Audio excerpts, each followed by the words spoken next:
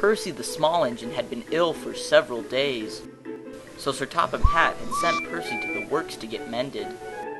Afterwards, Oliver the Great Western Engine was given Percy's jobs, but he didn't like them, so he got himself derailed. Now, Sir Topham Hatt needed an engine to help out in the yard, but sadly all the other engines were extremely busy. Suddenly, an idea popped into Sir Topham Hatt's head. Yes, that'll work," he said, and drove to the quarry. Mavis, the diesel engine, works at the quarry. Toby brings workmen to the quarry every day. Today, just as the workmen were getting out of Henrietta, Sir Topham Hatt pulled up. "Mavis," said Sir Topham Hatt, "Percy is ill, and I need you to do his work while he is away. Will you help?" Mavis thought for a moment. She was still confused about what was going on. "But what about the quarry?" Mavis asked. "Toby can manage it here, and if there's too much, I'll send up another engine," explained Sir Topham Hatt. Mavis knew that she would deeply miss the quarry, but she knew what it meant to be a really useful engine. "I will," said Mavis. "Excellent," smiled Sir Topham Hatt. "Now go to the yard at the big station and do some shunting. Afterwards, I need you to take some cargo to the docks where it will be shipped to the mainland." Then Sir Topham Hatt left. So Mavis went to the yard.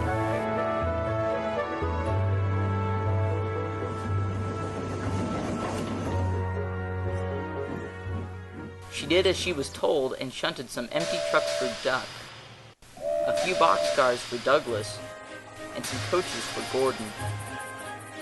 Gordon backed down onto the coaches. He was surprised to see Mavis. "Why are you here?" he asked. "I'm here doing Percy's jobs," replied Mavis proudly. Gordon lost his smile. "Did you hear what happened to Oliver?" asked Gordon. "No," said Mavis. Gordon didn't stay to tell, and he puffed away quickly. Mavis was puzzled. All the same, she went and got her train of cargo and hurried to the docks. At the docks, Thomas was there picking up a train of holiday makers and was soon going to take them to the seaside. "Hello there," called Thomas. "Why are you here and not at the quarry?" he asked.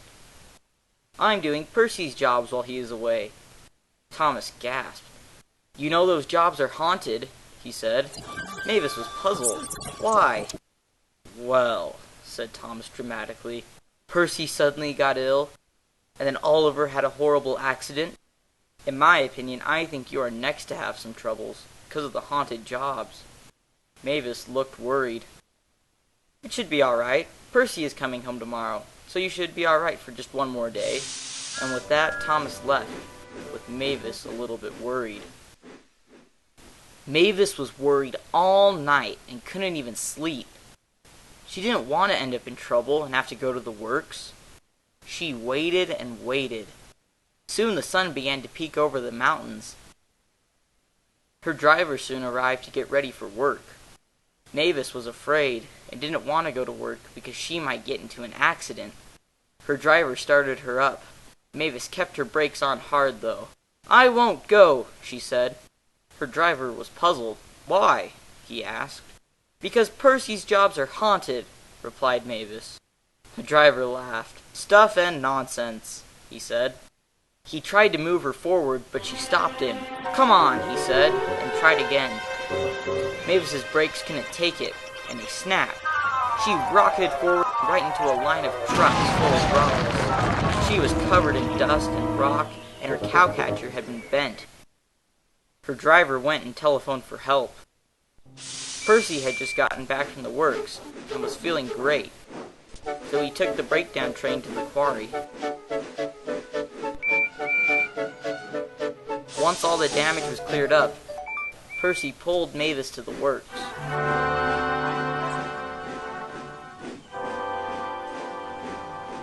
Once Mavis got back from the works, there was no more talk of haunted jobs, and Percy was left happily to his non-haunted jobs.